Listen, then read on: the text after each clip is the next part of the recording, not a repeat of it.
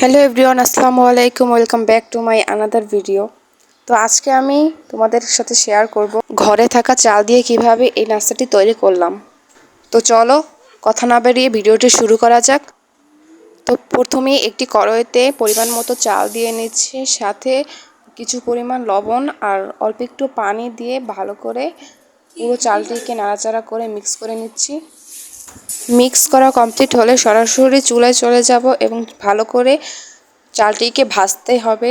যতক্ষণ পর্যন্ত না চালটি পুরোপুরি ভাজা কমপ্লিট হবে ততক্ষণ পর্যন্তই এগুলোকে ভাজতে হবে।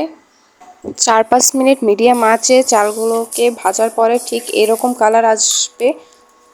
এই তো আমার চাল ভাজা কমপ্লিট হয়ে গেল। এখন আমি চাল ভাজাটাকে নামিয়ে ঠান্ডা করে নেব, দেন ব্লেন্ডার করব। ব্লেন্ডার করার জন্য ব্লেন্ডারের একটি জারে চাল ভাজাগুলোকে ঢেলে নিচ্ছি। নেওয়া কমপ্লিট। এখন আমি ব্লেন্ডার করতে সরাসরি চলে গেলাম। এই তো একদম গুঁড়ো হয়ে গেছে। আমার মিক্স করা কমপ্লিট। এই তো পুরোপুরিভাবে মিহি গুঁড়ো করে নিয়েছি। এখন এর মধ্যে দিয়ে দিচ্ছি চিনি। চিনিটিও পরিমাণ মতো দিয়ে নিচ্ছি, যে যেরকম মিষ্টি পছন্দ করবে ঠিক সেরকমই মিষ্টি দিয়ে নেবে। দেন দিয়ে দিচ্ছি পানি। পানির পরিমাণটা একটু বেশিই লাগে, কারণ চালের গুঁড়িটি পুরোপুরিভাবে পানিটিকে অ্যাবজর্ব করে নেয়, যার কারণে পানির পরিমাণটা একটু বেশি দিতে হয়। এখন আমি এগুলোকে নেড়ে নিচ্ছি। পানির পরিমাণটা নির্দিষ্ট না, কারণ যতটুকু পানি দরকার ঠিক ততটুকুই দিতে হবে, কারণ কিছুক্ষণ পর এগুলো একদম ফুলে উঠবে। এই তো আমার মিক্স করা কমপ্লিট। মিক্স করা কমপ্লিট হলে কিছুক্ষণ এভাবেই রেখে দেব। এর মধ্যে পুরোপুরি পানি শুষে নেবে এবং এগুলো ফুলে উঠবে।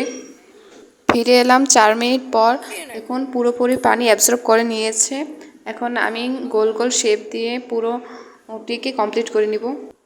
এরই মধ্যে তৈরি করে ফেললাম ঘরে সহজ এবং সিম্পল উপায়ে চাল ভাজা দিয়ে এই নাস্তাটি। ঘরে যখন কোনো উপকরণ থাকবে না তখন এই নাস্তাটি বানিয়ে ফেলুন খুব সহজেই। তো আজকে এই পর্যন্তই, দেখা হবে নেক্সট ভিডিওতে। আর ভিডিওটি ভালো লাগলে অবশ্যই আমার ভিডিওতে লাইক দিও এবং কমেন্ট করো। আর আমার চ্যানেলটি সাবস্ক্রাইব করতে ভুলো না। সবাইকে আজকের মতো আল্লাহ হাফেজ।